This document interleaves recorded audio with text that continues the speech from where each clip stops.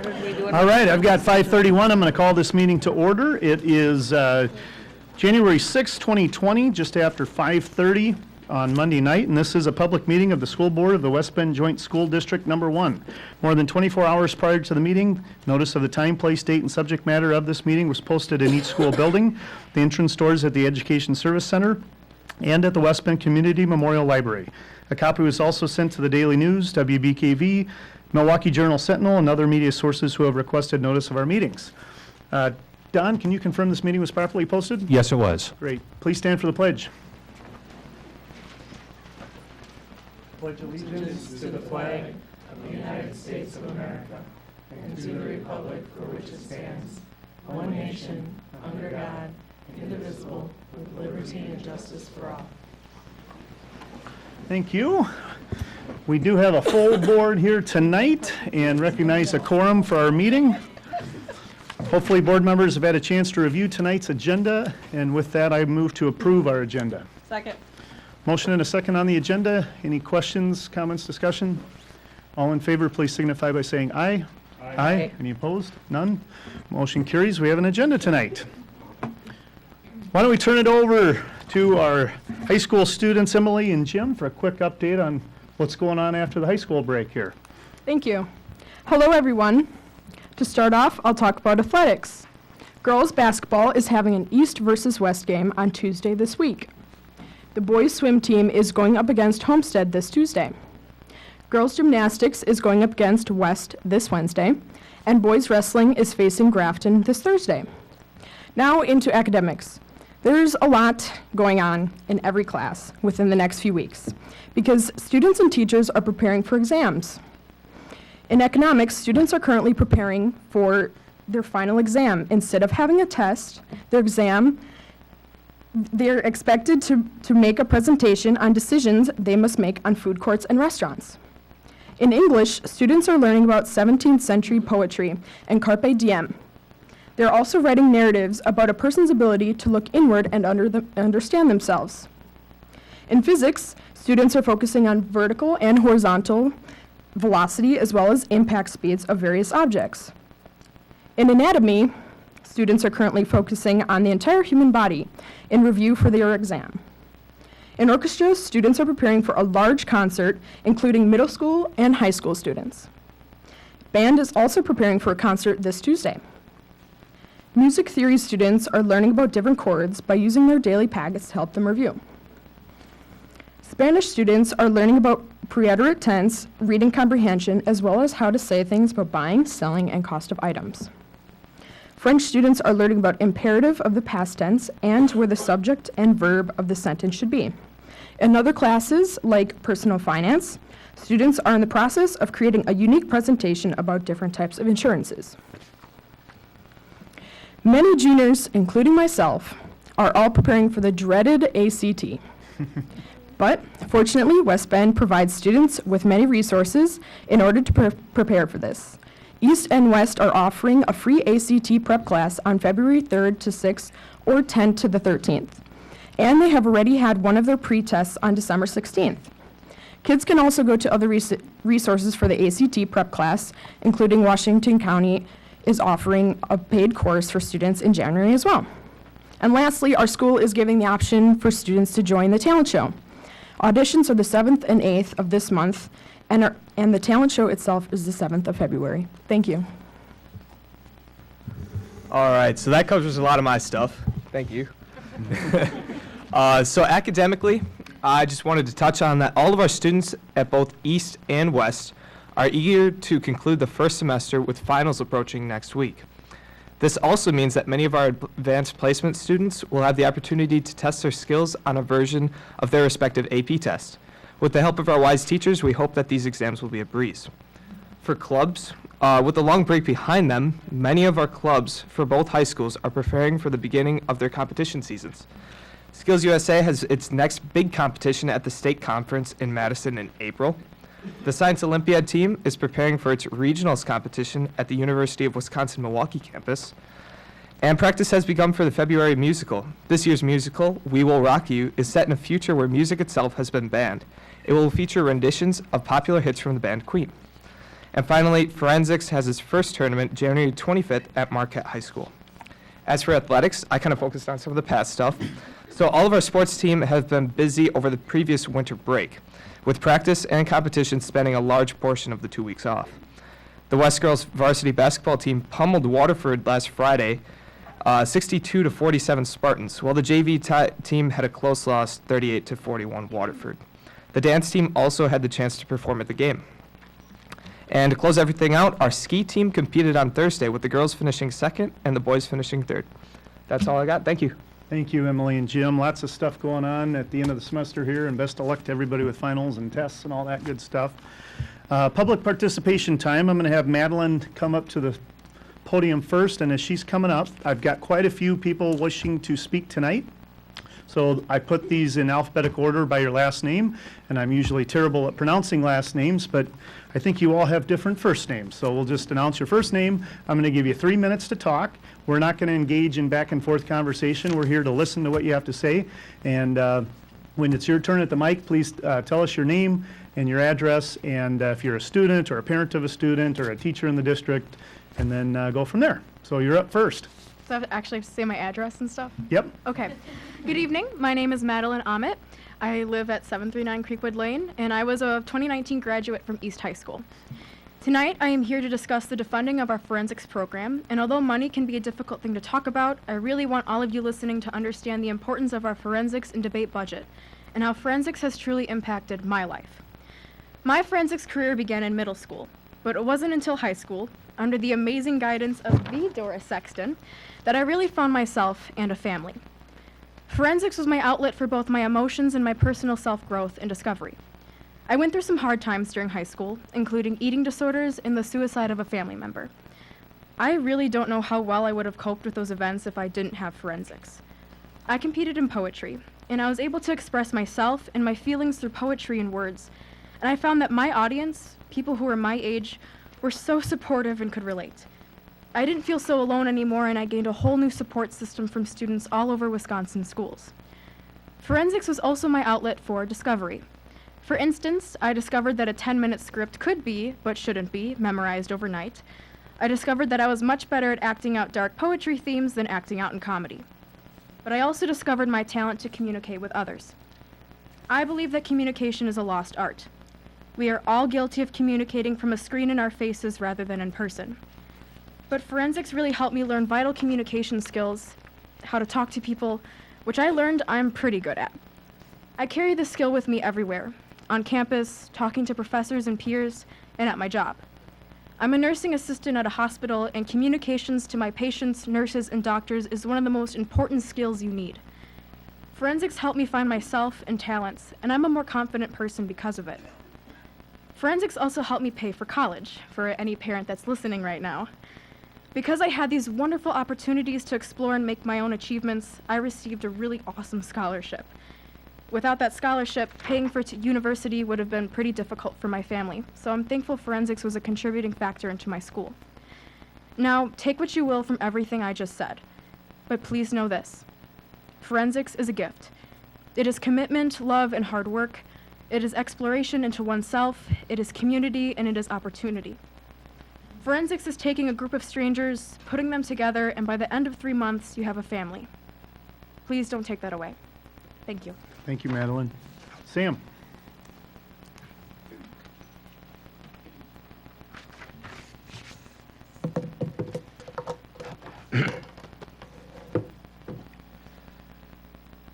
Hello, I'm Sam Campbell. I live at 5207 High Ridge Trail. I know there's a lot of people talking today, so I'll just keep my little speech brief. So, when I first got to high school my freshman year, I did my one sport, but that was about all I did.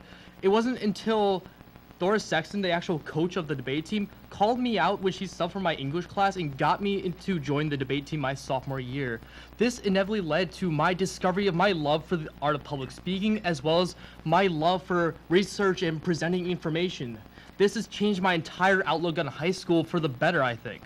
Now, instead of just scrapping along normal English, I've taken more honors classes. I've worked harder to keep my grades up and find a new passion when it comes to my work I put into my schooling, as well as into my life as a whole. It's helped me through a lot of tough times. By doing forensics and debate, it's helped me break out of my shy self. I used to have this crippling anxiety disorder, which I still get every now and then. Through public speaking, I've learned to express myself and take myself out of my bubble and my comfort zone into a position where I am right now. Hence why it's helped me succeed in the forensics categories, as well as make it to the national qualifiers for a student congress, very similar to this room right now. But however, this new passion which I found is being put in jeopardy right now with these budget cuts. We're seeing it's more and more difficult for the coach to send people places, even our state meet, which is the biggest meet of the whole year. This affects not only just forensics, but debate as well.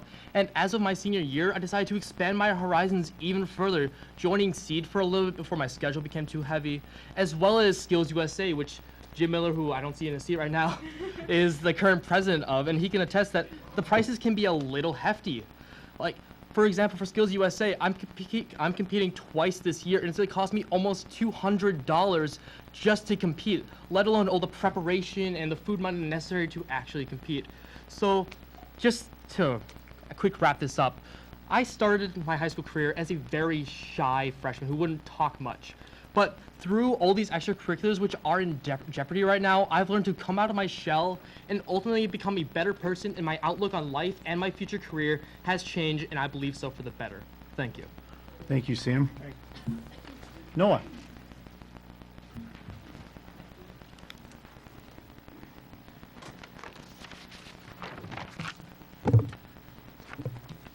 Hello, my name is Noah Dodens. I live at 5228 Red Cedar Court, West Bend, Wisconsin, and I'm currently a senior at West Bend West High School. There I'm a member of multiple sports teams, including cross country and tennis. I'm a 4-year member of the high school's band program, and have also recently joined our school's Model United Nations team, as well as our mock trial team. As a student who has been in band since the 5th grade, I can attest to the significant impact that it has had on the lives of students all the way through middle school, all the way to kids who are now seniors in high school. Our director, Miss Duckert, at the high school always preaches that band is family, and that people who are in band can always come to other members of the band or the band directors for any kind of help, whether it be with issues that are going on at home or issues that are going on at school. I don't really struggle with this as much myself, but it's evident that when you go to band, and when I'm in band, you can see kids who sometimes would have a hard time otherwise fitting in to the social classes that still exist at the high school. Band is an outlet for that, and band is a place that they can call home, and it's full of people who are caring and willing to accept everyone for who they are. The same goes for other co-curriculars at the high school. Clubs that have been mentioned, like forensics, debate, Model United Nations. These clubs not only help kids with public speaking and prepares them for the future, but it also provides a home for kids who need it. I think it's important that we recognize that the students that are here tonight are the future of this country, and these clubs that teach this public speaking, these are skills that many of you obviously need, and they're skills that are going to help kids in the future and are going to help make this country a better place to live in the future. So I would just urge the school board. I mean, I know money is a thing that we all hate to talk about, but with these clubs, it's an essential necessity, because I mean, some of the clubs, as stated before, the money is needed to enter and participate in tournaments and in conferences. But I mean, even the money that it takes for bus rides to these conferences is also getting expensive. But I think it's essential and necessary that these clubs are continue to be funded, because as I stated before, the kids that are participating in these clubs are the kids who are going to be running this country in the future. And I think it's important that we and West Bend invest in those clubs. Thank you. Thank you, Noah. Rick.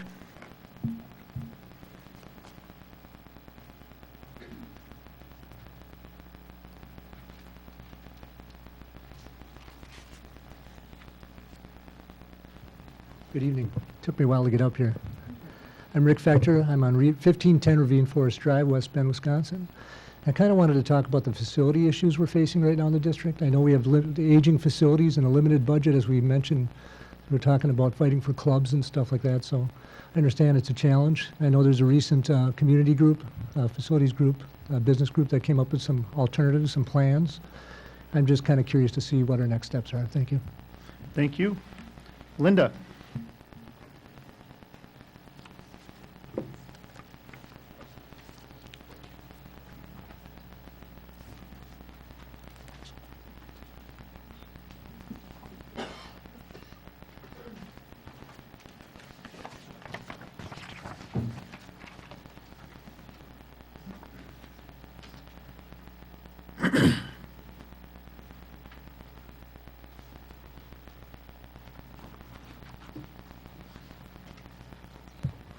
Good evening. My name is Linda Granick, and I reside at 1174 Auburn Road in West Bend, Wisconsin. I am a current parent of the West Bend School District, and I'm also the parent of Rachel Granick, who graduated last year in 2019, 8th in her class, salutatorian. Some of you might know her. You actually gave her her diploma and also listened to her speech. The reason I'm here this evening is to talk about budgets.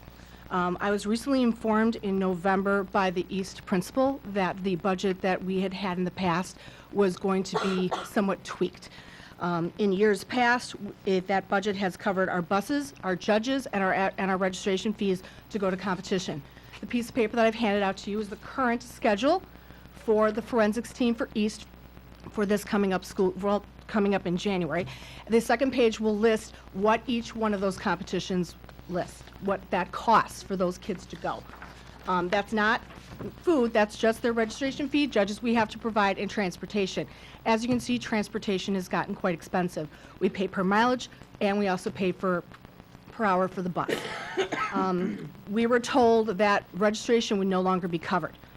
When I moved to this district 18 years ago from the city of Milwaukee, I moved here to give my kids a better opportunity through school. Milwaukee was just not where I was going to cut. And when I see those kids in the Milwaukee Public School that compete, I see them that their coaches are like, yeah, we're getting there to, we're going to get to nationals, we're going to get there to state, but don't hold your breath because the district can't afford to send you, and we're going to need several $100s of your parents' money to send you, which doesn't happen either. But then again, those kids get breakfast and lunch paid for their for free meals every single day that they're in school. I don't know why the arts don't get funded like sports teams do. We have a football field, we have a brand new tennis court that just got resurfaced, we have basketball courts, we have at least 2 baseball diamonds, we have a soccer field. All of those, I understand, are part of the maintenance of the building.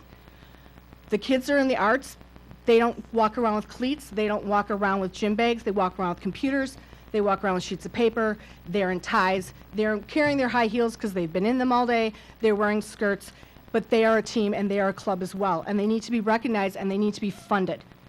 Because as everyone in this room will be telling you or has already told you, what they're doing is important.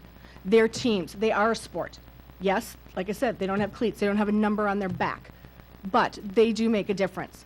And I'd also like to say, Laura Jackson, shame on you for what you said to We don't need to make during- anything personal comments tonight. You're speaking to the board. Okay. Just speak to the board, Well, please. then it's unfortunate then that one of the upper management or upper administration calls out a coach who's put 50 years into this district, who's put 40 years plus, has been recognized by her peer and pretty much called her a liar. So I guess the next question I want to know is how the budget is put together, who makes those decisions on the clubs, are those coaches at all asked what they need for the following year, and then how can that budget be changed 3 months into the school year? My other question is then how do I go about getting notes? Because my understanding is that I need to look back to 20-some plus years when a board made a decision about funding this program. Linda, And now we're all of a at- sudden they're taking it away. We're at 3.5 minutes. Thank you for your Thank time. I you. appreciate it. Nicole?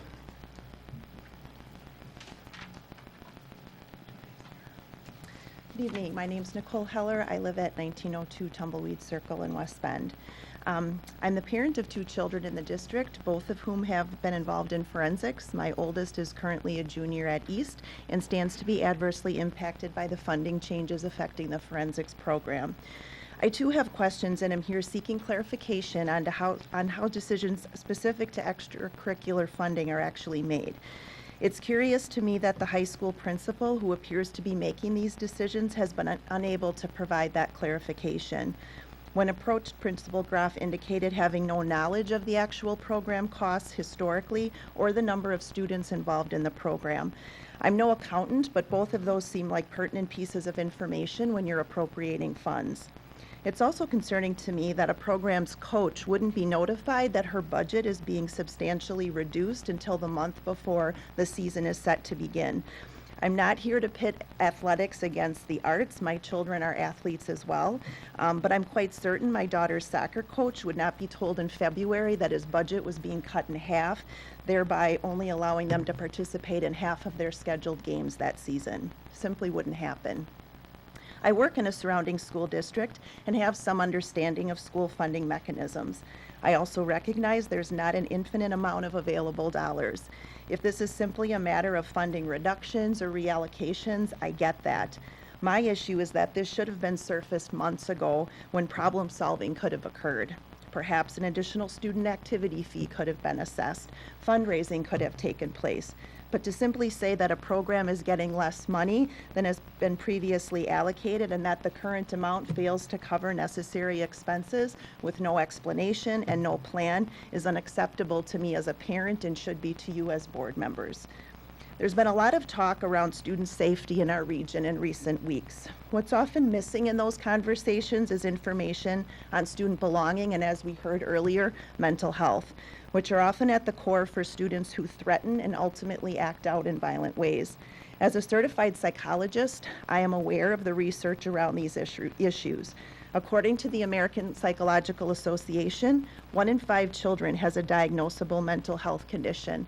While I'm not here to suggest that forensics or debate on their own will keep kids mentally healthy or prevent acts of school violence, research on these issues overwhelmingly indicates that students who are actively involved in school feel connected to their school community and have a positive peer group not only report better mental health outcomes, as well as greater student achievement and higher rates of graduation. For many of the students who will be adversely impacted by these proposed cuts, forensics is their hook.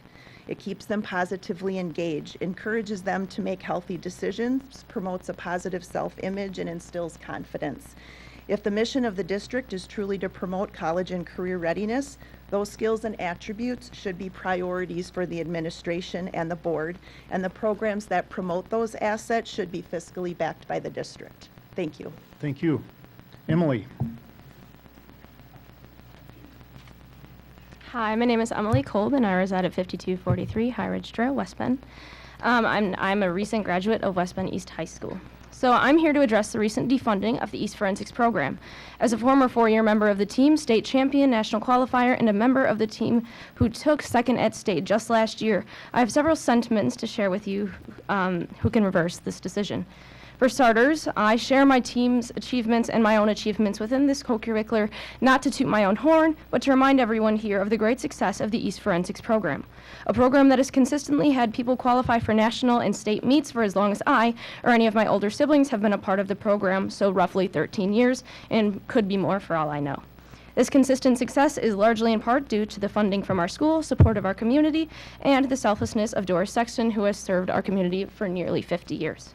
Forensics has most definitely been the most academically rewarding program I participated in high school, and cannot function properly on a budget that relies on fundraisers effectively having no support from our school.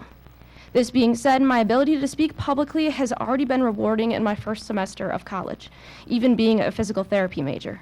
This semester alone, I have presented my data from lab, given a speech about the common good and the importance of serving others, and am eager to use my skills to relate and converse with my patients in order to provide the best care possible.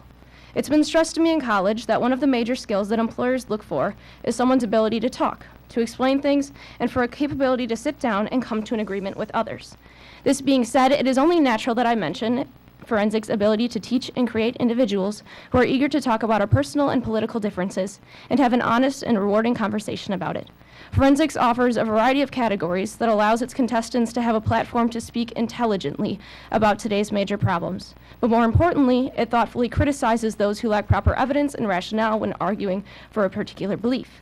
Whether it be in the workplace, school, or that family holiday that has relatives of opposite political views, don't we all wish that instead of avoiding our difference in opinion, we could discuss them, learn from them, and potentially change the hearts and minds of others for the better? It is no secret that America and its tense political climate could benefit from people who are honest and willing to discuss and confront differences, which has life-changing effects. Forensics directly combats that, and a defunding of the program is a mere continuation of the political tension that has plagued our modern day. In summary, you should please reconsider the defunding of our program because of its skills it teaches, its continued success, and especially the society's need for life skills it promotes. I humbly thank you for your time and consideration. Thank you, Emily. Craig?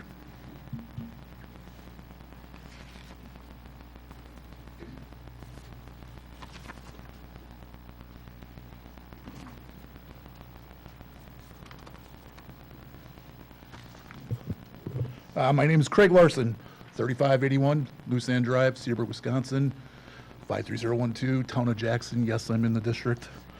Always got to state that every time I come. You don't have to state that anymore. I know that you're in Yeah, was directed I've right asked at you that before. You're good. Good evening. I hope you all had a wonderful holiday. Thank you for your service to the community.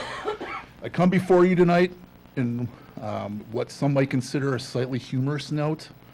While I become greatly depressed after speaking tonight, knowing that I'll probably be considered the get off the lawn guy, or I will end up here with someone yelling out, "Okay, boomer."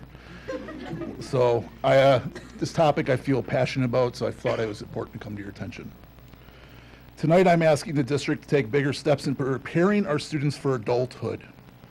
20 years ago, inside our districts and all districts statewide, home ec was a big standard within our schools. Wood shop, auto shop, physical education, all took a bigger role. On December 18th, as I was returning to my office from a meeting at West Bend City Hall, I came across a stranded vehicle full of people on the side of road, on Division Road, just a few hundred yards south on NN. Being one of those people that always tries to help people, I stopped because it was really cold out. And I stopped also because its location was near a certain residence that most people know is at that corner. When I approached the vehicle, I noticed a couple things. The tire was shredded, and the car was full of students. 5 students from West Bend High School, and embarrassingly, one of them that's in this room tonight. The driver of the vehicle told me they had been waiting for nearly 2 hours, waiting for drivers, roadside assistance to show up. I thought that was crazy. I asked him if he had a spare tire and that I would help him change it. The young man didn't even not know that he had a spare tire in his car. After finding his spare and changing his tire, I asked him and everyone in the car if he was ever taught the idea of changing a tire or even checking his air in his spare. He had told me that he had not, so in turn, I turned into Prudence Pick Way and went into her mode and started diving deep into the subject, researching not only West Bend, but area districts, because I was taught it 20 years ago when I graduated. And I was wondering why it wasn't taught. The research horrified me. AAA reports 19% of Americans at age 18 today don't know how to change a tire. The number's even more staggering with 7% of females. 25 years ago, 91% of people at age 18 knew how to change a tire. Another horrifying statistic that I found when researching physical education was that 51% of students at age 18 can't swim or float. It's even worse in Wisconsin at 52.5. I asked if they swam anymore in physical education, was told it was no longer mandatory. And it's no longer available at Badger, I don't think, because I don't think they have a pool anymore, right? That's where I learned how to swim, actually, was from Mr. Ricks and Mr. Schroeder back in the early to mid-90s. I'm a boomer. I consulted with district administrators, and it's making a comeback. I would like to see that make a comeback. I talked to Menominee Falls administrators. They just started a new pilot program with their new innovation center. Rick Fector is here tonight as a big part of that. I would like to at least plant the seed, nothing more, not blaming anybody, not blaming budgets, not blaming anybody. I'm just an old guy that wants to see kids flourish and know how to do their laundry and be able to, whatever. Have a good night. Thank you. Thank you, Boomer. Thanks for helping our students that day as well. Jason.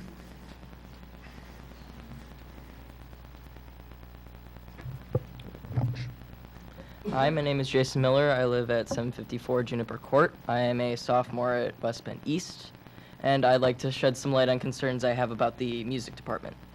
Now, most people say that music is sort of a third language. It unlocks most of the brain that foreign languages do, and it actually statistically helps people academically. Yet, our music department is one of the lowest funded areas of our high school. And just like chemistry has their supplies, their, chemicals, their fume hoods, their goggles, we have our instruments, our instrument maintenance, like valve oil, cork grease. We need instrument repair. We need new instruments. Some of our band instruments alone are almost decades old. We have a bass saxophone that is so old that we won't let anyone touch it because we don't have the money to fix it if it does get damaged. All I'm asking is that you guys think about funding our programs more, because we need the money and we don't get as much exposure as we need to because we don't have the money to book any sort of huge events. Thank you. Thank you, Jason. Anybody else wishing to address the board tonight? Or did I misplace any yellow slips of anybody? Go ahead. Just state your name, address.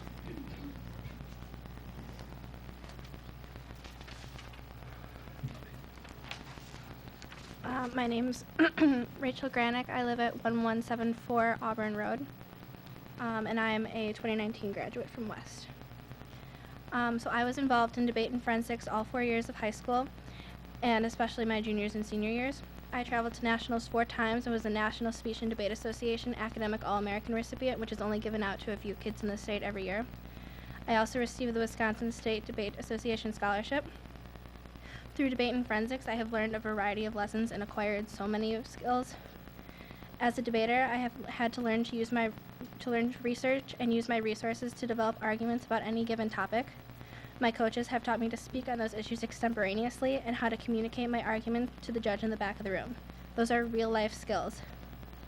Being able to make a point, explain it, and then defend it effectively is a skill needed regardless if you are going to be an accountant, a manufacturer, or a doctor. This is a skill, especially as a future educator myself, I will use daily. Secondly, through debate, I have learned so much about the world around me, not only within the U.S., but globally as well. I don't know many other high schoolers who can explain why we won't be receiving Social Security benefits if we don't fix the national debt, or who can explain the Syrian refugee crisis to you. By having to think outside the box when writing cases and when actually debating in the round, you grow so much as a student.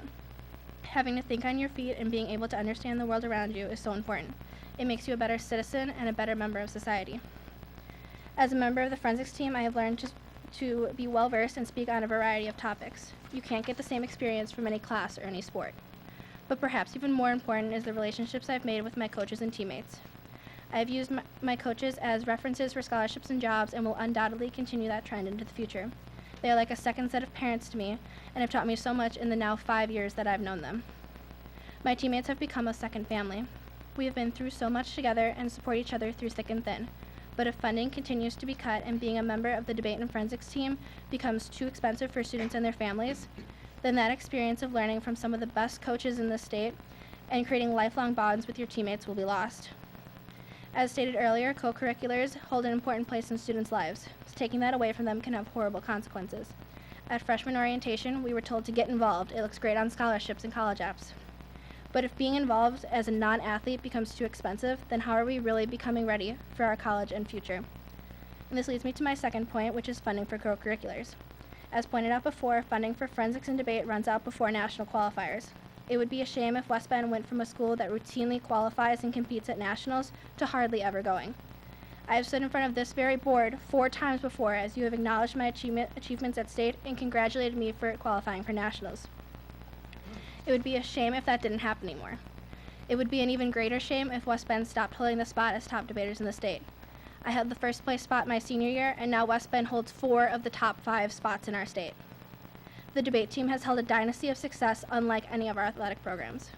It would be a shame if we had to stop attending some tournaments early on in the season in order to save money to compete at the more important tournaments later in the year. We aren't being asked to treat it like royalty, but we don't need our courts resurfaced or our grass mowed. We don't need new balls, and we don't need shoulder pads. We need our registration fees, transportation, and judges paid for. This isn't a unique problem to debate and forensics. This applies to mock trial, Model UN, SEED, FBLA, band, orchestra, and many other co-curriculars. And students in those activities undoubtedly experience the same positive effects that I had. I am asking as a West Bend alumni for you to reconsider and restructure how funding co-curriculars is done so that future students are given the same opportunities that I was given. Thank you for your time, and I sincerely hope you reconsider. Thank you very much, Rachel. I'm assuming you have comments If before I I could, ask 5,000 yeah, questions? yes. Just before we Yeah, get to go ahead. that, is there anybody else wishing to address the board tonight? Yes. Come on up, state your name and address, and we'll give you 3 minutes to speak. Hi, my name is Katelyn Marsh. I live on 1005 Decker Drive in West Bend, and I am a senior at West Bend East. So this is a bit impromptu, but I have a lot of things to say about what other people have been saying. So I've been in band, debate, and forensics for the past 4 years of my high school career. So obviously these are really important to me. For example, I am, as Rachel was saying, we hold a lot of the top spots. I am the #1 Lincoln Douglas debater in the state of Wisconsin, and the #3 student in the whole state for all events representing West Bend East, so I'm pretty passionate, obviously. And I guess to echo what other people have been saying, whether it's finding your family, finding your belonging, or just learning skills for life, these things are so much more important than just trophies in a round or how many awards we get. It's just everything for the students with that. I'll bring up the example of when I started high school at 13 years old, I was so shy. My mom will agree with that. Like, I wouldn't talk to anyone. I was so afraid of people. I was so afraid to discuss politics or controversial topics. 4 years later, I plan on going to Ripon College for political science, something I never could have dreamed of if debate wasn't accessible to me. I learned about so many topics. Like, for example, she was saying these controversial issues. We have to look at them, break them down into small little pieces, and debate both sides of them. And that gives you such a deep understanding of how to civilly discuss these issues, not just, as was brought up, the screaming at the dinner table. It's, this is what I think, and here's why, here's my evidence for both sides. That's just what debate has brought me. Forensics has given me the ability to speak in front of a room of people confidently and not have that mood where I'm kind of hiding my face like, oh no, I'm so scared. It's, I have a message I want to say, and I'm bringing that out now for the people to hear. So if we're looking at that, again, sure, we have a lot of awards, sure, we have this team building, but we will have these skills and these friendships for the rest of our lives. And if we get that taken away from us and not as accessible to us, that little 13-year-old me wouldn't have found her friends, wouldn't have found her passion, would be sitting in a room playing video games probably, and not seeing the world around me for what it really is, the diverse viewpoints, the people who want to discuss these issues and change the world. And like I said, I'm majoring in political science. My dream is to be part of the government someday, and I want to change the world as many of my peers. And without debate, we never could have done that. So thank you. Thank you, Katelyn. Just a quick show of hands. Are there a lot more people who wish to address the board tonight? Just one more? All right, we'll go last one.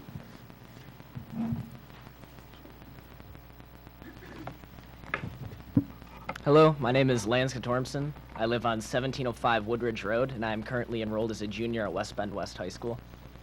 I firmly believe that clubs and co-curriculars and our arts programs are something that we as a school district do best. Whether it be our forensics program, our debate program, our Skills USA, or our mock trial, our Model UN, I believe that we truly have provided an opportunity for every single student in this room, and as well hundreds of others, to truly do something amazing, to truly put our time and our effort into something and truly change the world and to compete.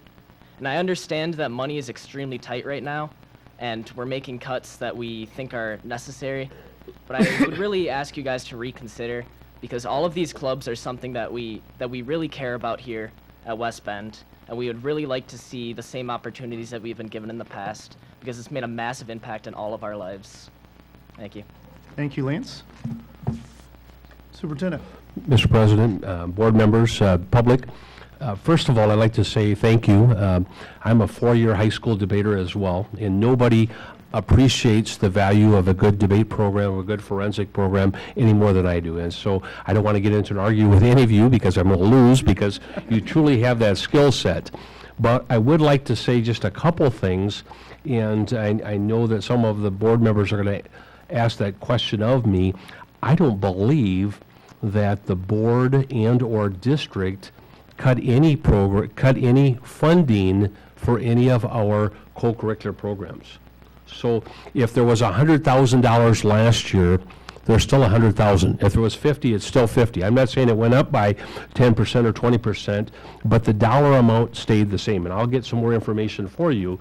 What maybe happened is that they tried to distribute it so that everybody who's part of those co-curricular activities received a fair share, not necessarily dollar for dollar equal, but the amount of money going into our co-curricular activities, at least is my belief, that did not decrease this year. I know there was no board directive or no information brought to the board saying that we think we need to cut forensics by 10% or 15% or 25%. That never happened.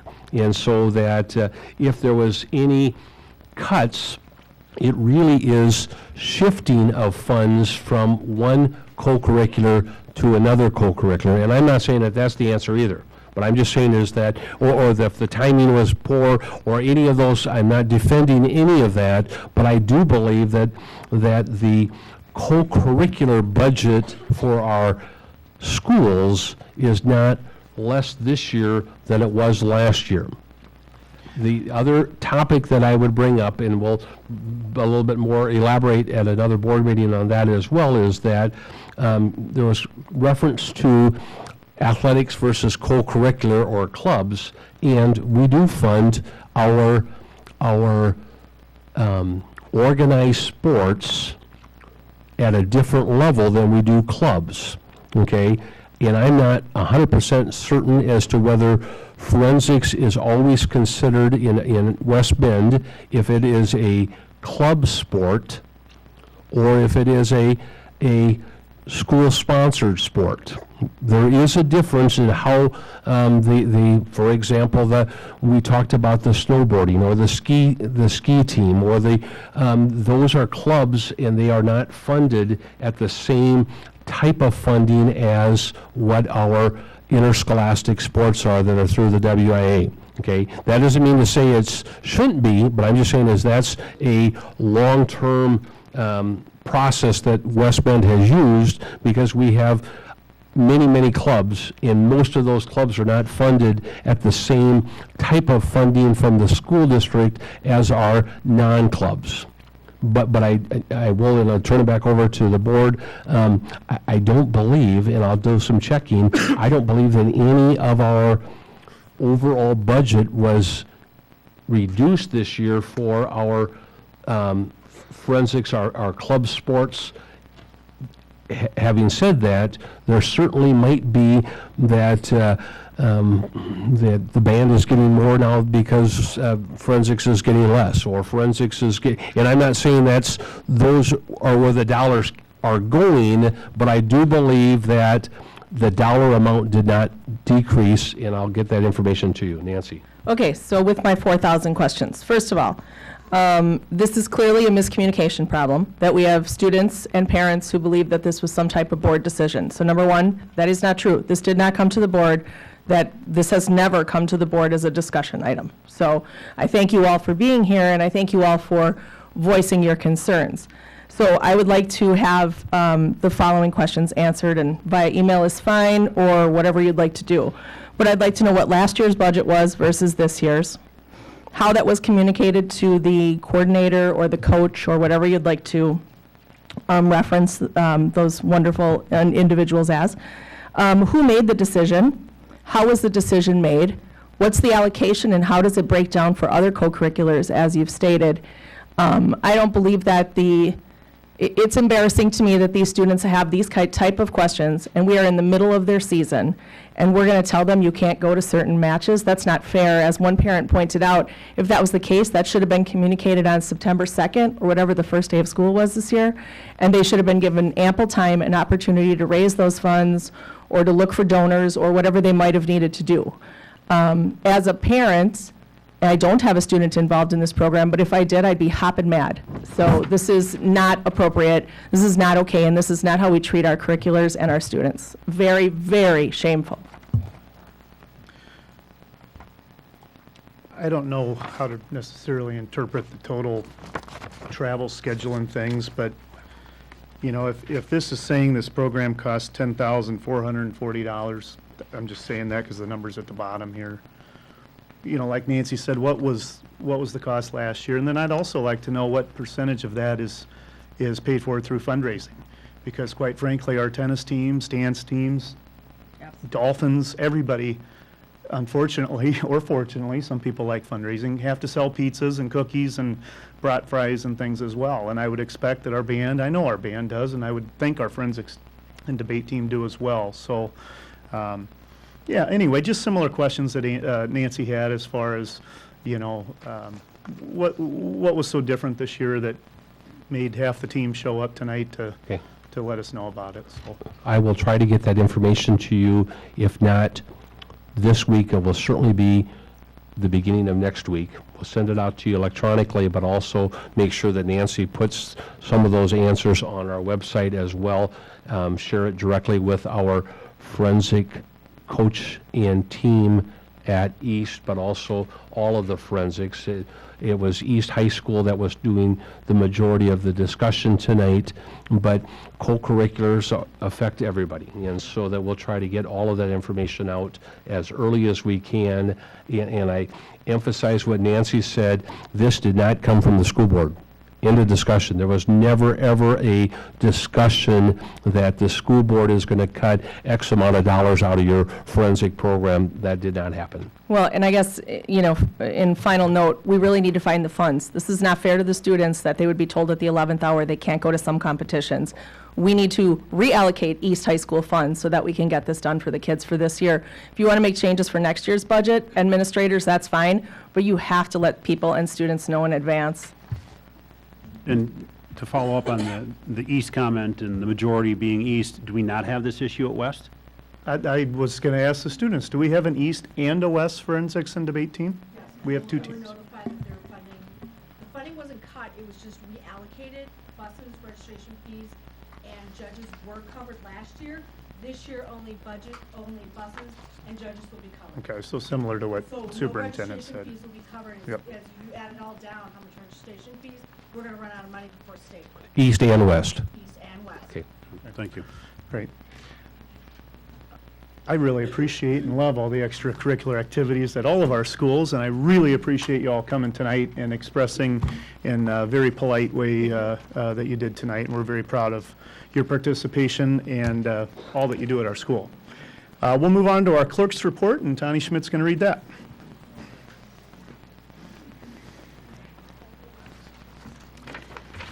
Just a reminder that the paperwork for persons interested in running for a seat on the Board of Education is available at the Education Service Center, that's here upstairs.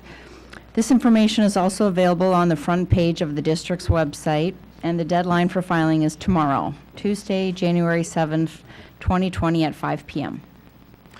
Thank you. On our consent agenda tonight, we have minutes of the December 9th regular board meeting and December 16th minutes of our special board meeting, disbursements posted to January 6, 2020, administrator contracts, and a retirement. I'd like to pull out items C and D from the consent agenda, please. I think we need a motion to do that. Okay, I'd like to make a motion to pull out items C and D from the consent agenda for discussion. Second. Motion's been made to pull item C and D, which is the administrator contracts and the retirement, out of consent, which would put it into a discussion action item. Since it is listed under consent, it's technically already an action item, so pulling that out means we will have discussion on that. Any comments, questions, concerns on that? The only, I guess, concern I have with your motion is just when talking about contracts, we're talking about specific individuals oftentimes and names, and I guess I'd like to refrain from talking about specific individuals as it relates to discussion. I have no specific individual comment. Okay. I have no problem with that. Any other questions, comments? All in favor, please signify by saying aye. Aye. Any opposed? None? So on our consent agenda, we have minutes of the December 9th regular board meeting and December 16th special board meeting, and disbursements posted to January 6, 2020. I move to approve those two items in consent. Second. Any further questions, discussion? All in favor, please signify by saying aye. Aye. Any opposed? None? And so then we'll take our first action item of the administrator contracts. I guess this is a question for both Superintendent Kierkegaard and potentially Mr. Hansen. So as we're looking at administrator contracts in general, and we're offering some 2-year contracts, I'm trying to understand, in the world I come from, we won't call that the real world, we'll just call that the business world, because I know that upsets some people. It would be atypical to offer someone a 2-year contract after less than 6 months on the job. So please explain to me how that works in the educational world, as well as should someone be here for 9 months and we determine, you know what, they really didn't do that great of a job and we'd like to let them go, but now we gave them a 2-year contract with less than 6 months on the job. Sure. So I don't want to get into names here. I'd have Nope, to really pull not which looking one at you names. might be referring to. But so administrator contracts have as well as teacher contracts have a lot of statutes that guide them, okay? So when a contract is up, when it's ending, if the board does not officially by January 31st either state that they're not renewing that contract or offer a new contract, it automatically rolls for 2 more years by state statute. So anyone that's receiving a contract in the consent agenda tonight has a contract that ends on June 30th of this year, okay? So if the board needs to act one way or the other by January 31st, or that contract rolls automatically by state statute. The action the board has to take is either a clear statement that we are not renewing your contract, which can be for a variety of reasons, generally performance or budgetary, or a clear statement of we are offering you a contract. Now, historically, a board can also, and West Bend has in the past at times, just done nothing. And if you do nothing, the contract automatically rolls. So historically what's happened is all of our administrators who have already been working for the district, the board has taken no action, and it's just automatically rolled into a new 2-year deal. Both Superintendent Kierkegaard and I both feel that's not really good practice. The board should make an affirmative or statement one way or the other. It's also not the norm. As we looked at what our neighbors do, they all either issue a contract or issue a non-renewal that you're not getting a contract. So tonight what we have before you are only contracts for individuals who have their contract ending as of June 30th. All administrator contracts end on June 30th, either in the 1-year or 2-year. They're both that date. That's also the norm across the state and driven a lot by precedent as well as statute. And then the January 31st date is purely a statute date, and probably saying, wow, that's way ahead of time to be making a decision on an administrator contract. And I completely agree. It's just that's what the statute is, that by January 31st you have to give that notice to either not bring them back or it automatically rolls. Could a district decide to do a 1-year contract instead of a 2? Yep. So I mean, it feels like you're locked in for a very long time for someone that you've only had an experience with for a few months, and that seems a little concerning to me. So Superintendent and I also did quite a bit of digging, looking at our neighboring districts as well as across the state, found that by far 2-year contract is the norm for principals, directors, athletic directors. There was some mixture on assistant principals, whether 1-year or 2-year, but competitively with our neighbors and throughout the state, 2-year is the norm. And part of that, I would say a large part of that, is driven by that statute again, because that statute, when it rolls, automatically rolls for 2 years. And I think that has really driven that precedent throughout the state that for as long as you can go back. A 2-year contract for most administrators has been the norm. So what happens between January and June if you decide that this administrator really isn't cutting the mustard? You're locked in.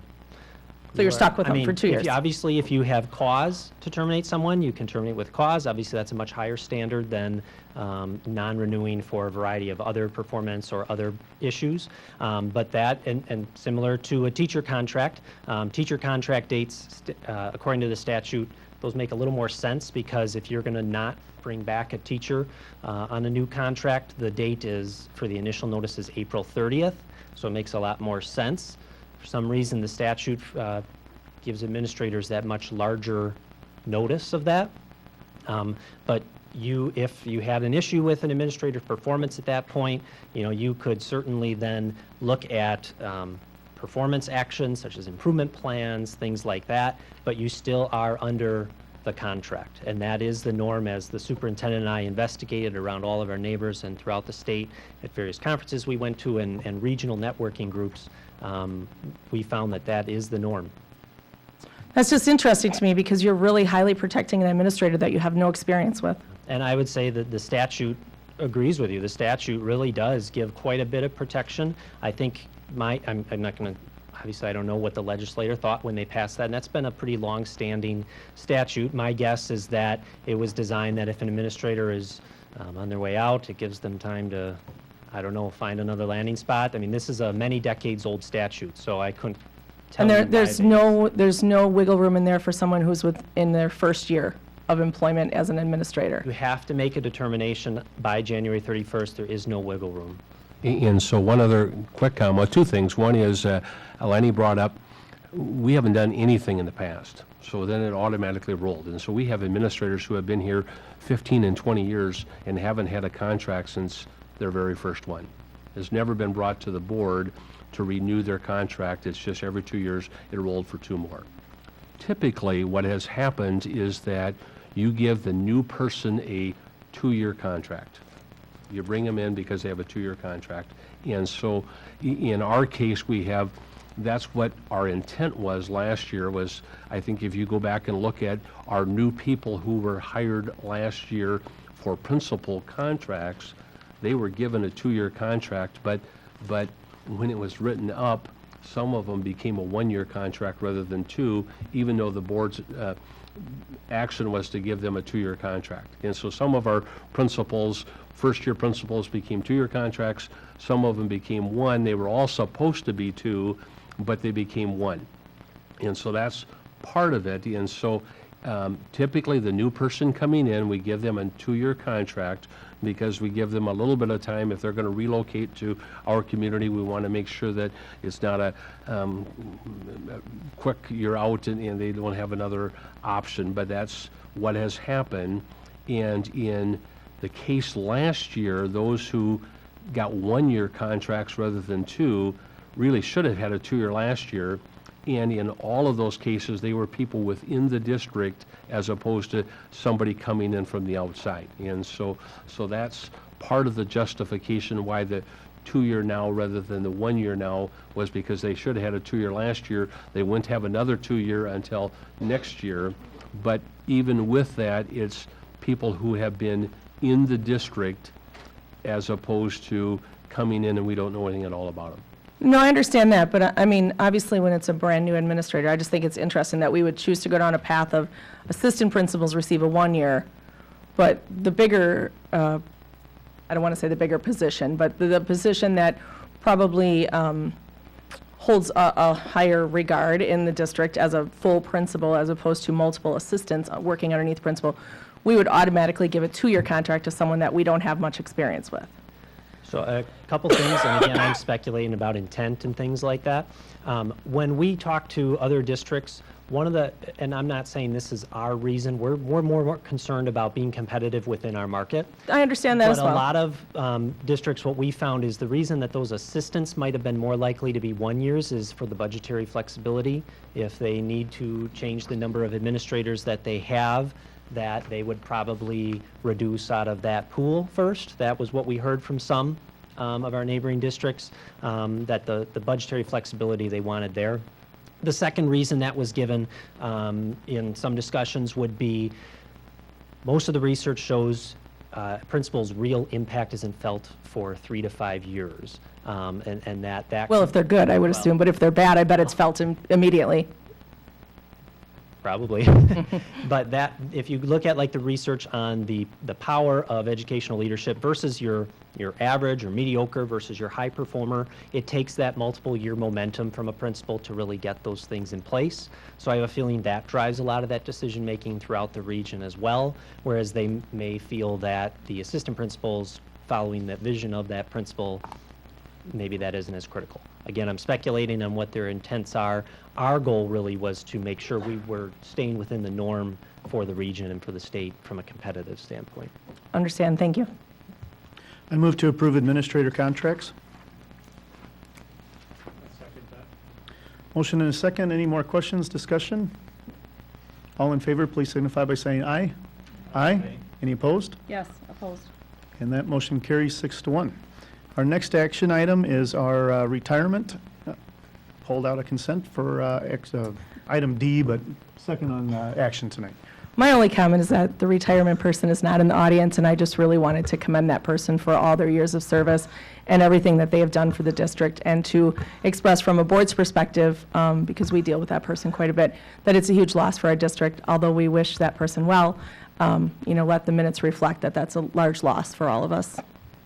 We're going to try to have some kind of a retirement get-together, either the week when comes back or the following week. And so sometime in January, and we'll get that word out to all of you as to when that happens. And this is the first time, and Lenny, take that. I was going to speak about that. This, what the superintendent and I also learned, is that retirements have not historically gone to the board, which the superintendent and I both felt was a little odd. We think, there's no policy that says you have to accept their retirement formally, that, myself or the superintendent can accept. We can vote no. Because then I'll make that motion that we're going to deny this. I don't want to end up in a little tight spot there. So I'm going to say I recommend you voting yes, but we think that best practice really is those retirements to go to the board. A, for what just happened, to recognize individuals. That individual isn't here tonight and is pretty private, so I won't out that person if they don't choose to. But I think there's a lot of times that those individuals would love that recognition and gratitude that we have for all of our employees, especially those that put in so much time, so many decades of hard work. So we feel, for one reason, we want to bring all retirements to the school board moving forward for that reason. And second, retirement, especially with employees that receive early retirement benefits, has a financial impact to the district, and we think that it's only appropriate then that the school board have notice of when those are taking place. Thank you. I move to accept the retirement. Second. Any more questions, comments? All in favor, please signify by saying aye. Aye. Any opposed? None. That motion carries. Our next action item tonight is our 2020-2021 open enrollment capacity. And for those of you who are here for class tonight, if you'd like to leave, feel free to get up and leave. We appreciate you coming, and good luck on finals and all that good stuff. You're welcome to stay, but if you'd like to leave, go ahead and leave. And thank you for waiting for a natural break in the discussion. And if you haven't got it signed, anybody over here can sign for you. Good evening. Before we begin discussing the action item for open enrollment capacity, could we please verify that a motion was made on the consent agenda items A and B? I know we made the motion to pull, but I don't recall. We made a motion to pull them out of consent, those two items. I think I don't Nancy- believe we made a motion to approve. We did. We did? After that, it was Joel and, yeah. I think Nancy made the motion to pull, and you seconded it, and then we Thank you. voted I in just favor didn't to wanna get approve that. away Yep. without, No, having that's done all right. that. Thank you. So every year, at the first board meeting of the calendar year, the board approves the open enrollment capacity for the district for the following school year. This year, the open enrollment window fluctuates a little bit year to year based on the calendar. Open enrollment window opens on February 3rd and closes on April 30th. We have until June 9th to respond to any open enrollment requests. The statute stipulates that we must set capacity numbers if we, in order to review our open enrollment applications, should there be a full program or a grade level where we are exceeding capacity, at capacity, and the acceptance of new students would incur us the expense of hiring new staff as well. So we have in the past set the open enrollment capacity at 2 less than full capacity for every grade level and every program. That allows us the flexibility of students within the district. If they should move to a new attendance area, there is still room. Any student who moves in over the course of the summer, it ensures that we have room for those students. When a family applies for open enrollment, they indicate a school they would wish to attend, but they are really open enrolling to the district. So if, for example, a student was open enrolling to Green Tree and the program or grade level they were open and requesting was full at Green Tree, we could say there's space at McLean, so while Green Tree is full, you're going to attend at McLean. Are there any questions about setting the capacity at 2 less than full? Have we ever maxed out at any grade level in the last, just say, year to We 2 did years? not max out. We've been very close, but we did not max out. Across the system, at individual sites, we've been full. Okay. And we did have a family that did go to a different school than what they originally requested. They just really wanted to be in the district. Laura, I know in the past, we've set open enrollment capacity to 2 less than full capacity. Could you explain the reasoning behind the 2 less specifically? It has to do with the amount of variability within the, between this date, January 6th, and August 31st. Because of shifts, again, within the district and families moving in, perhaps families that were homeschooling and we were not aware of that are now coming back. It has given us that flexibility. And 2 less than is an adequate number. So along with just if they are moving to the district or if they were in the district but homeschool or Thank you. They automatically have the right to come to school. So if they go from, if our capacity is 27 and we have 27 based on the new, on open enrolled, and now we have 3 kids who live in the district wanting to come to school, now we're at 30 and have to make some arrangements. And so that's why we keep it 2 less, because we don't know for sure if there's going to be some families moving to the district or some homeschool, and that gives us a little flexibility so that you don't have to have sections at the last minute. Just from my understanding, if we accept a student on an open enrollment basis, let's say they're a 5th grader, do they have to reapply when they're a 6th grader, 7th grader, 8th grader, or once they've open enrolled in, are they in? Could you describe that process? Once a family, so a family goes to the Department of Public Instruction in order to fill out the application. Once they're accepted into open enrollment, they remain a student in the district. They don't have to re-enroll, and we retain them as a local student essentially in our counts. The family can choose to go back to their home district at any time, but they don't ever have to reapply unless they were to leave and then want to come back again.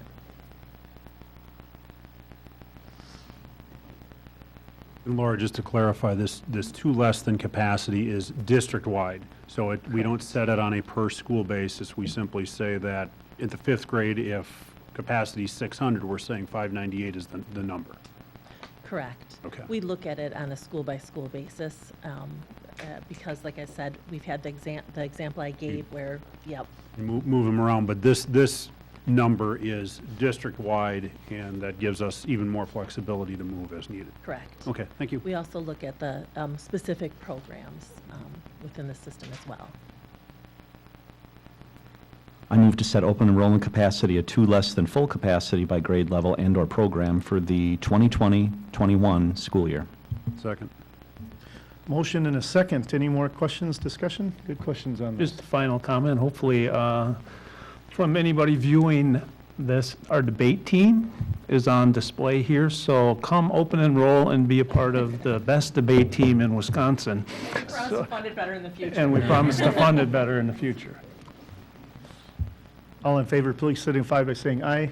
Aye. Any opposed? None. Motion carries. Our next action item tonight is deletion of Board Policy 341.1, which is instructional organization. So we had some brief discussion about this at our last board meeting. Are there any questions that have arisen in the interim with regard to deleting this policy?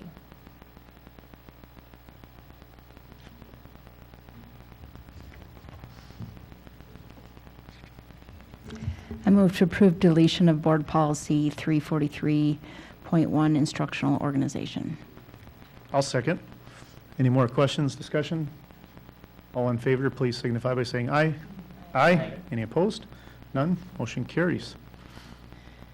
Next action item is a handful of second reading policies that we went over before Christmas, and here we are again on our second reading. I think, should we take these all one by one?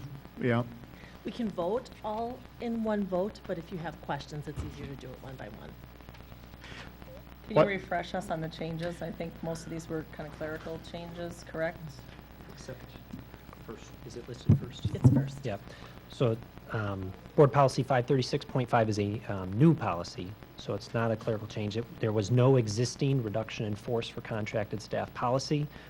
We discussed last board meeting how we felt that really put the district in an unenviable position, as well as employees, that there's this ambiguity about how a reduction in force could potentially take place. So this policy was built upon the Wisconsin Association of School Boards template with real minor adjustments, and that's what we discussed last time and it presented to you again. Any more questions on any of these? I have a question on policy 343.2. That would be class size. Yes. There's some wordsmithing in here, and I apologize for putting my quasi-attorney hat on here, but I've got a couple different points of questions. So in the first paragraph, the second to last sentence reads a bit clumsily, I guess. Class size should be in reasonable limits in which the most effective teaching and learning can occur.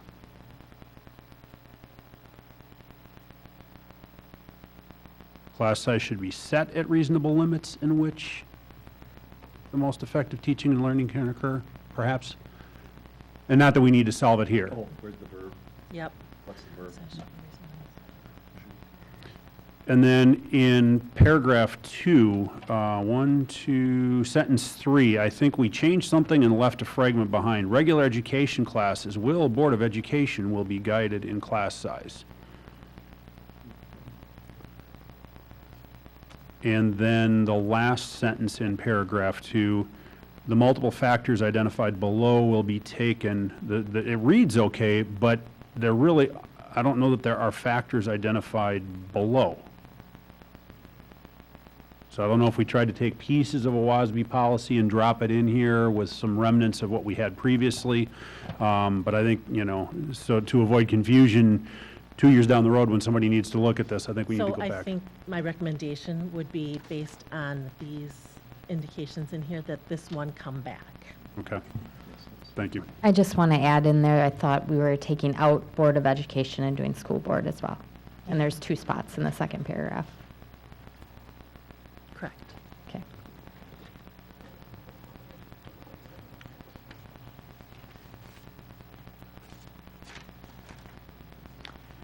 I think I would like to recommend we take these individually, because the way our policy of adopting policies reads, these need to be approved by a majority vote on a second reading. And so if any of them do not, not a majority vote, but a unanimous vote.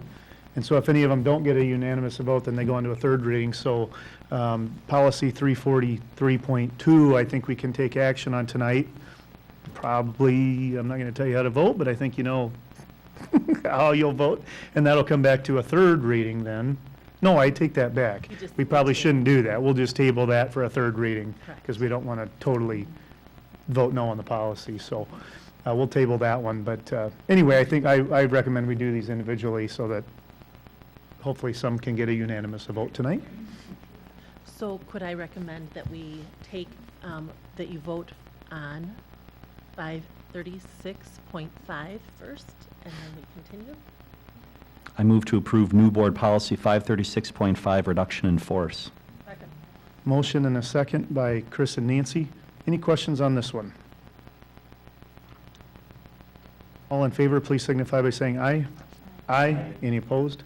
None. That one carries, passes. 342.1, instruction of students with disabilities.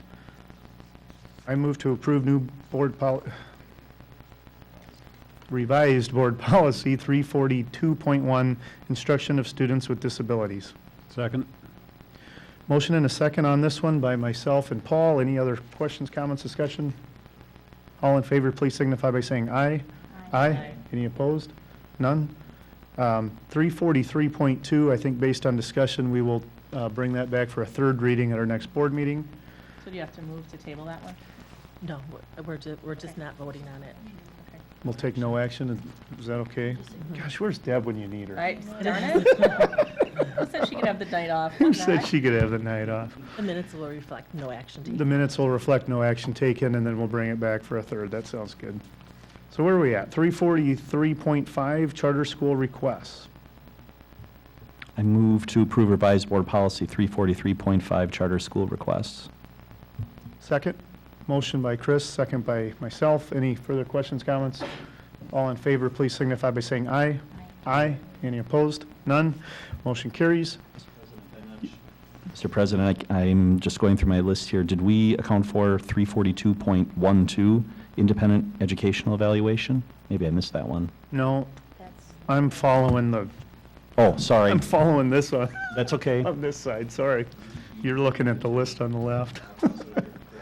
I'm looking at 343.6, instructional planning now. Any questions, comments? I move to approve revised board policy 343.6, instructional planning. Motion by Chris, second by Aaron. Any questions, comments? All in favor, please signify by saying aye. Aye. Any opposed? None. Motion carries. 671.21, expense reimbursement. I'll move to approve, I don't know if it's revised board policy 671.21, expense reimbursement. Second. Motion by myself, second by Paul. Any questions, comments? All in favor, please signify by saying aye. Aye. Any opposed? Motion carries. And now 342.12, independent education evaluation. I move to approve revised board policy 342.12, independent educational evaluation. I'll second. Motion by Chris, second by myself. Any other questions, comments? All in favor, please signify by saying aye. Aye. Any opposed? None? Motion carries. Did I get them all? They are. Did I get them all? Okay. And then we'll take another look at 343.2 at our next board meeting. We'll move on to our 2021-2022 school year calendar. Hey.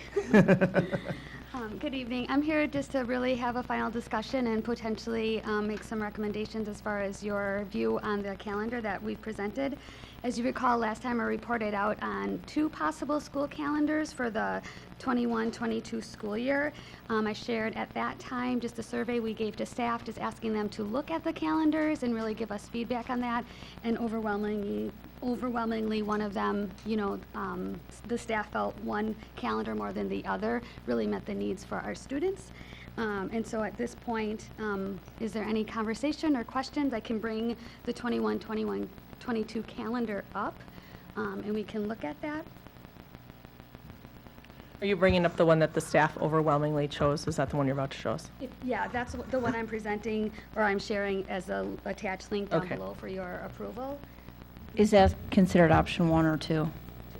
2 is the one that the staff overwhelmingly approved? Okay. Yeah, I did not want to put in front of you the idea of option 2, for your approval. So what I did is, in the past, you saw option 1 and option 2, So option 2 is really the one that the staff favored. You saw both of them last time. And so what I did is just included in the attachments what the final one could potentially look like. If you were to approve it this night, it is the same as option 2, but I wanted to be clear in our naming of the links in the document and that sort of thing. You'll notice that the title is at the top. For some reason, we have a different label in board docs that's showing under the calendar labs, like where we create it. But just looking at the calendar label right here, that's where we're focused. And just for benefit of the record, can you just briefly describe the main differences between the two? Sure. With this one, it's looking at, we would have a professional day in October. And then what we did is we asked staff really about that day before Thanksgiving, and then the days in January, like Martin Luther King Day. And with that, we have that end of semester and looking at the professional days. And so what this calendar does is the option that staff chose, it had a professional day on October 11th and January 17th. October 11th is Indigenous People Day, as well as January 17th is Martin Luther King Day. But that would be a professional day, so we have a little bit of similarity in how we approach that and allow teachers for planning. The other calendar did not have a day off the day before Thanksgiving, and that's been a point of conversation just because of the travel and that sort of thing. And so that's the two main differences. Jen, just a question of curiosity. In August, the professional days, doing it the 23rd through the 27th, and then giving the teachers off Monday, Tuesday before classes start on Wednesday. Why do it that way rather than giving them 2 more days in their summer and run Wednesday to Tuesday on the in-service? We could go either way. One of the talking points is really that last weekend with Labor Day. Kind of prepping before that and having the 5 days consistently so that if you're here on Monday, you can come back on Tuesday and have that rather than a midweek. It's definitely open for conversation. In the other calendar, we are doing the 5 days in a row too. Okay. But Any more questions? Anybody want to make a motion? Go ahead. I'll move to approve since I'm always the crutchmarian on this one. So I move to approve the presented calendar. And just, this is for the... Oh, 20, Have you 21, read and 22. Hang on, I wasn't there. Good 22. gravy. Nancy. Just trying to... Hang on. Find my exact. I move to approve the 21-22 school calendar year with the start date of September 1st, 2021, and the last day of school on June 3rd, 2022. Second. Thank you for that motion. Any other questions, comments? That motion was by Nancy. I seconded that. All in favor, please signify by saying aye. Aye. Aye. Any opposed? None? Motion carries. We have a calendar for 21-22. Let's talk about 20 and 21 next. And this was a change because of Indigenous Peoples Day. I'm sorry, just can you refresh so did we have a Friday off in October and we moved it to the Monday, the 12th? Is that what we did? yes, that's what we're proposing. We had a Friday off. That was that week, the 16th. And with the holiday, what we'd like to do is move it to a Monday. So it's still a professional day. It's still 1 day a week that the students aren't there and teachers are there the whole day. We just wanted to align with Indigenous Day. And then this would be alignment with that calendar you just approved as well. I move to approve the 2020-2021 school year calendar with the start date of September 1st, 2020, and last student day of school on June 4th, 2021. Second. Motion and a second by Paul. Any other questions, comments? Thanks for making the change on this. I think it makes sense, so. Awesome. Just to let you know from here, what we have planned is just a little bit of communication. Yep. It will be in the highlighter coming out this week. We'll also have it to the parents, in the family newsletter, as well as updating just all of our links and websites at each school and at the district. So you'll be seeing this in different communications coming out. Good point. We need to make sure all old calendars get deleted that are out there, so. Motion and a second. All in favor, please signify by saying aye. Aye. Any opposed? None. Motion carries. Thank you very much. We'll move on to our discussion items tonight, and our first discussion item is the WASB convention that is coming up in 2 weeks. I plan to attend that. I think Superintendent Kierkegaard plans to attend that. Yes. I took a look at these resolutions, and we get quite a bit. I get a whole packet on how WASB feels about some of these resolutions. If anyone else has any thoughts or opinions, or Superintendent, if you have anything you want to talk about or highlight with us, we can certainly do that. Otherwise, you know, Westman School District has been a longtime member of WASB, and I follow their news. I'm sure you guys get all the newsletters and legal updates as well. I kind of plan to take their recommendation on the votes on some of these, but certainly can talk about them. All right, I have one comment on Resolution 2010, Native American mascots. If I'm reading this right, that WASB is recommending school districts retire all Native American mascots in the legislation. Doing a little research on this, there are 31 school districts out of the 421 with Native American mascots, and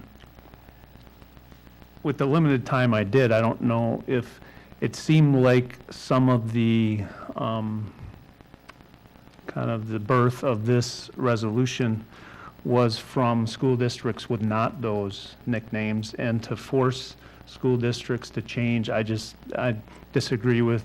It should be an individual school district decision, especially if you're making them change their name, and the expense to the taxpayer and the community of changing their name. It should be an individual school district opinion and not opinion of the overall WASB organization directing for the, so that's just my personal opinion. I'd provide the feedback to you.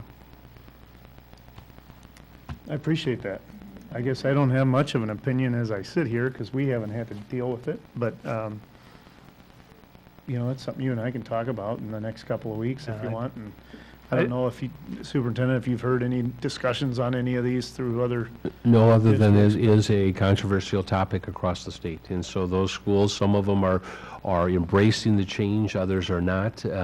Some of the ones who are not embracing the change have a very, very, very small Native American population. Some of them who are embracing the change have a large Native American population. And so it really is controversial, and it's not just Wisconsin. It's almost every state in the union has this topic that comes up from time to time. And I see one of the schools, was it Menominee Falls? Somebody recently made their change. And the one that surprised me on that was that they didn't adopt a Native American school name until like 84. And so it surprised me that that's when they approved a Native American school mascot, as opposed to typically they've been around for many, many years. But I appreciate you bringing that up, Kurt. Any other questions, comments on these? I'm not familiar with meal shaming. Someone enlighten me on that? Meal shaming is a nationwide issue. If you don't pay your lunch account, then at a certain point in time, you're always eligible to receive a meal, but it might be a peanut butter and jelly sandwich. It might be something other than what is provided by the district for the rest of the kids. And meal shaming really becomes a issue when I give it to Paul, find out Paul doesn't have money, and then I go take the plate away from Paul, and so now it becomes an issue, okay? Where typically what happens if that's the case is that, you know, I know that Paul or Don or Kurt or Chris or whoever it might be is 20 meals in the red, and so at that point in time he gets X rather than Y, and you try to do it so that it doesn't cause an embarrassment to the kids. I asked Andy to look into it, and we are very, very fortunate in the West Bend School District. I don't know if Andy has the numbers right off the top, but we do not have a lot of delinquent meals compared to some of our neighbors. And I don't know, it changes and it's December, but even last year at the end of the year, it wasn't nearly as large of number as what it is in some places. Yeah, our current balance, and we are very fortunate, there's an article in the Wisconsin State Journal here recently, and I mean, I've been a part of districts where it was increasing by $10,000 a month. Our full negative balance throughout our entire district is approximately $3,500, and that was as of about a month ago. And there is sometimes some generosity where people will donate money over the holidays to cover those negative balances and whatnot, but our student to negative balance ratio is unbelievably low. Good. Yeah. But it's still a concern, I think, for many districts, so. Yeah, good. Any more discussion on WASB resolutions? If not, I'm going to that in 2 weeks from Wednesday, I believe. So feel free to give me a call if you want to discuss anything with me or Superintendent Kierkegaard. Mr. Ross, 2020-2021 capital projects. It's that time of year again. We get to plan for summer. I hope so. Because I shouldn't complain. It's been pretty easy so far. At this time of year, we generally go through the capital projects and go through the budget and talk about what we're going to do for the summer. This year, it's a little bit different. You'll notice a couple of changes. The format is different than we've used in the past. We are using our facilities management software now to track all our projects and to carry on, and actually we're going to be using that, you'll hear about it on the 20th, to build our 25-year plan. Typically what's happened in the past is the capital budget has gone up 4% every year for about the last 10 or 11 years. This year, with the discussion of facilities and seeing really all the things that we really need to do, administratively, we proposed a capital budget of $2.1 million. Typically, it would be around 1.5, 1.6 million based on that 4% right now. The projects are primarily concentrated at the high school. We've had a lot of discussion about the library project, and that constitutes about half the budget. There are other projects that are kind of tied to that, so you'll see some roofing projects at the high school. Doesn't make a whole lot of sense to put $1 million into a library and have the roof leak over top of it. So that's a very large section of roof. So that's another project. In the music wing of the high school, there is a staff control system that is completely out of date, so we need to upgrade that. If that goes down, we're going to be in a little bit of trouble. And then there are some... Question on that one. When I hear about band or music students who say that it's 95 degrees in here, but it's freezing in the cafeteria, is that what that is? That's part of it. Okay, yes. so that should hopefully help? It's not going to hurt, that's for sure. Okay. Good. You know, and that's one of the things that we've been doing with the high school is we've actually been laying out a heat map of where we get temperature complaints so we can really start to understand where we're having those issues. So, great, thanks. We are trying to do that.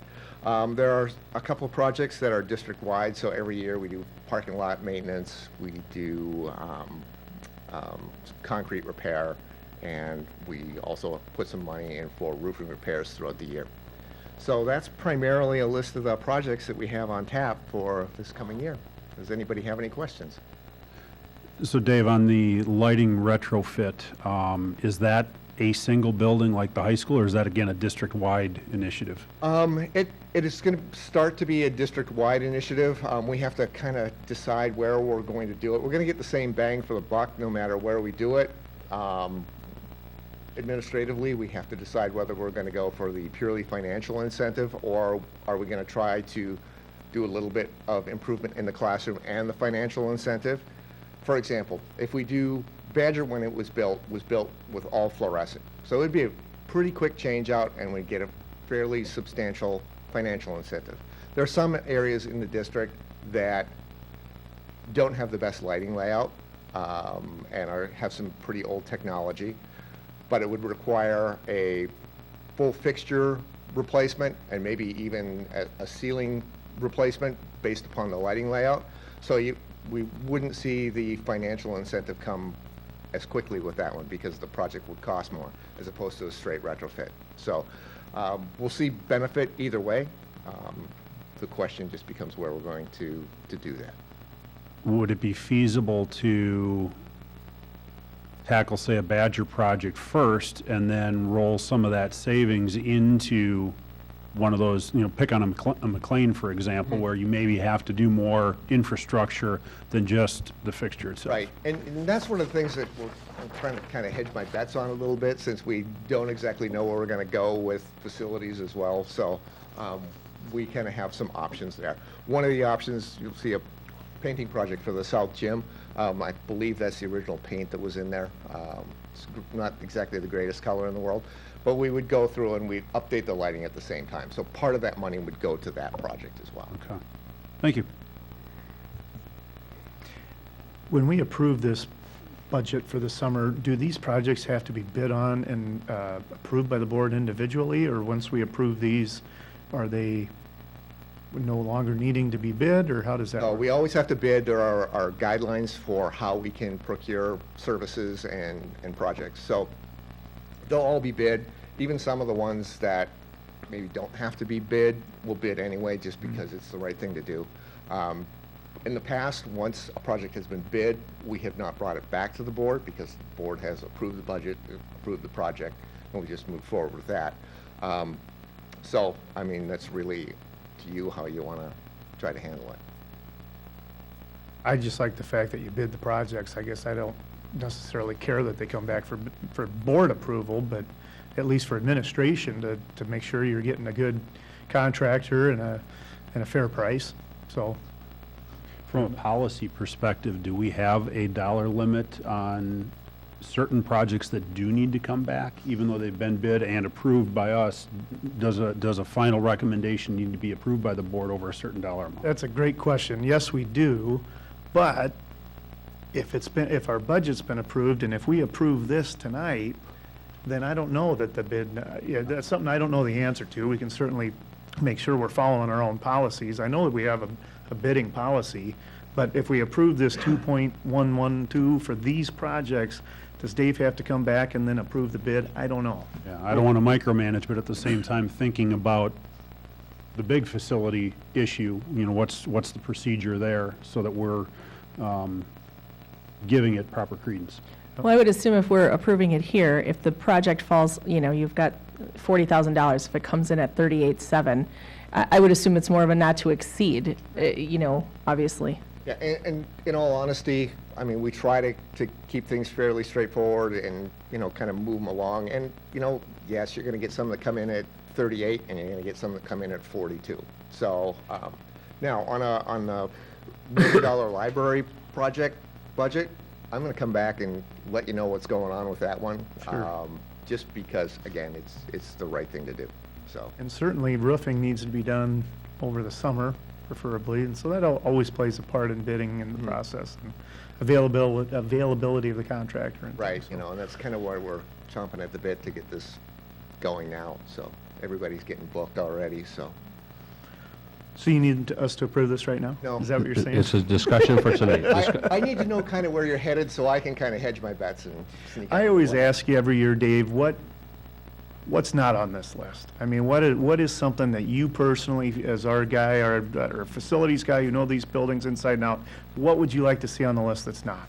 I guess where I'm starting to feel a little unease is, we've talked about our elementary buildings. We've failed a referendum. We've been really good at keeping everything going for one more year. You can do it for just one more year. We're really starting to push things. Jackson is starting to give me some fits and starts. I was going over the 25-year plan. Every rooftop unit that's on that building has exceeded its expected life expectancy. Every roof has done the same thing. The boiler has done the same thing. So it's starting to get a little unnerving. especially when it gets really cold out. Two things. One is no action tonight, it's just a discussion. Second part is at our meeting, Committee of the Whole, Dave's going to bring us up to speed a little bit on the 25-year plan and his process and where we're at with that. And then in the next couple, 2-3 weeks, Dave and I are going to go to all the buildings as well and look at, are there some things cosmetically that we really need to do that just look terrible? That even though it's not fixing the boiler system, but the front entrance just really needs an upgrade at some place, okay? And so we're going to look at those as well, and we'll have to rob Peter a little bit to pay Paul. And then the last part is, Dave's got on there the library. We're going to go next Wednesday, I believe he's got it lined up, to go to Slinger, Port Washington, and McQuantico, because they are all library remodel projects that we want to take a good look at. And I know Slinger especially, Slinger is an inside library, so similar to ours. And so you can't, no matter what we do, we're not going to come up with all these great big bay windows, because if we're in the middle of the building, that's not going to happen. But Slinger has done a great job of doing that, and those are all projects that Bray has worked on.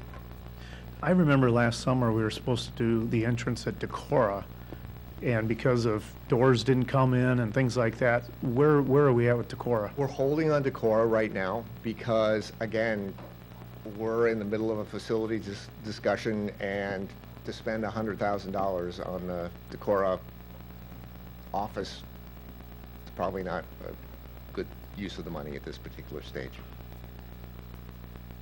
Yeah, is there any budget for Decorah, let's say Fair Park, Decorah, Jackson? Is there any one of these projects for those three buildings? There'll probably be some, asphalt work, but no, there are no capital projects for that. Okay.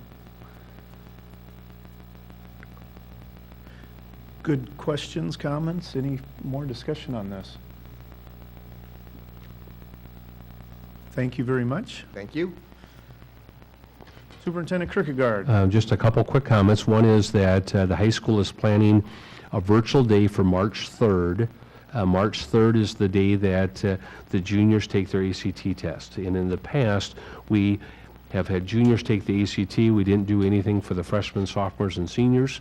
And so the freshmen, sophomores, and seniors on the 3rd will have a virtual day where they're going to have a week to get things, and we're finalizing those plans right now, but we can count that as a day of school for the high school, where in the past we could not count that as a day of school. And so last year, when we got into a predicament because of the weather, we had to exclude those minutes. Many of our neighbors are doing virtual schools on ACT days. Some of them are even doing virtual schools on snow days. We don't have a one-to-one capacity yet, so we're not doing it for that day or for the snow days, but we are looking at a virtual day for the freshmen, sophomores, and seniors on, not that they have to be in front of their computer on the 3rd of March, but they'll have some expectations for them that are due by the end of the week. And so that's kind of an exciting. I am going to go to the Village of Jackson on the 14th for their village board meeting, 7:30. And so I'm just going to bring them up to speed. And so if anybody would like to join me, you certainly can, but I'm going to go the 14th of January to their board meeting. And then the other part is, next week, we would like to send out to you some possible questions for that Committee of the Whole meeting. We have a full agenda, and we have some things. I have someone from the village, I have someone from the city, I have someone from Washington County Economic Development going to talk about the growth patterns that they're looking at. But we need to real soon find your thoughts are on what are we thinking about for Jackson? Okay, are we looking at as Dave plans his 25-year plan, we need to have some direction from the board. Are we going to plan on a new facility, whether it's right in Jackson or as close to Jackson, what are our thoughts there? What are our thoughts on what's the optimum building size? Are we looking at neighborhood schools? Are we looking at the optimum school size? Are we looking at the mega school? You know, the mega school is not the optimum school size as far as efficiency. Those are that 500 to 600 range, not the 750 range. And so those kind of questions, because they truly are going to drive the bus a little bit as to Dave's 25-year plan and how we proceed accordingly. And then, you know, the other one is what's the feeling of the board for at some point in time, another referendum, okay? And so we've said up front that we're not ready in April, and obviously that date has already come and gone anyway, but the next one is November. Is the board pushing for a November referendum? And if so, then we need to get some other things in place. And so we have a very full meeting scheduled. I would anticipate it'll be a couple hours, but it'll be a couple hours of good discussion so that you can see where we're looking at. And Andy and I are working on some questions that we'll try to send out to you by Monday of next week. We'll also put them online so other ones can see them in questions like I just said, you know, what is the optimum size? Are we looking at neighborhood schools? Are we looking at how do we do those kind of things so that we can help decide if we have a referendum, what it's going to look like, where we're going to spend our dollars and go from there. And that's on the 20th. That's on the 20th.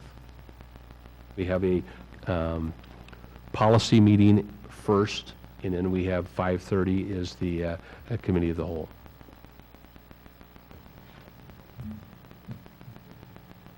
Superintendent, question for you, given that we're 3 days into the new year. What's the feedback on the security changes at the high school? You know, so far I was up on last week as well as this week. I think they're very positive. We've haven't got the applicants for the coordinator yet position. We've had some inquiries, and so I'm going to meet with a gentleman on Friday. We're going to talk about our job description, make sure that we didn't get it too specific, that we're eliminating some possible quality candidates. But for the most part, I've heard, talked to both Ralph and to John. I think our teachers, our students, our parents are okay with some of the things that we're proposing. We truly say, you know what, we want to give it a good 6 months to 18 months to find out if it's money well spent. If it's not a good long-term investment, we don't want to continue to do it, but we want to give it a good opportunity. And so we have one person there who's I think he's got 17, 18 years of police force with the Milwaukee Police Department as well as some other things, and he's not standing at the front door. He really is on that first floor putting many, many miles on every day, and so he's checking the doors. He's there. He's got a security uniform on, and so is it the end all? No, but every little bit helps, and I think we've had good comments so far, and hopefully we can get that security coordinator, safety coordinator in place as soon as we can, but at this point in time, we have not. Good. Good. Any other questions? Our next board meeting is on January 20th. It's a committee of the whole meeting at 5:30, policy at 4 o'clock, and then we go to a regular board meeting on February 3rd at 5:30, and a committee of the whole in February on February 24th at 5:30. Again, if you have any questions or comments about WASB resolutions, give me a call or shoot me an email and we can talk. Yeah. Superintendent Kierkegaard, I'd like to request at the February 3rd board meeting that Laura Jackson and her team give us an update on the standards-based grading that's being piloted at the high school, specifically for core classes, and how that's affecting grades. I'd also like to know other districts that are using that and how that actually is helping prepare our students for the future. Will do. Thank you. Did you say February 3rd? That's a regular board meeting? That is a regular board. Okay. And if that's not going to work, I suppose let Nancy or myself know that, if there's a better date or if that, for whatever reason, doesn't work. I didn't think the 20th would give Right. us the opportunity. Yep. Oh, yeah. So that's why I gave it the 3rd. Yeah, good. Any other questions, comments? I'll move to adjourn. Second? Second by, we'll give that to Paul. Any questions? All in favor, please say aye. Aye. Any opposed? Motion adjourned. Thanks.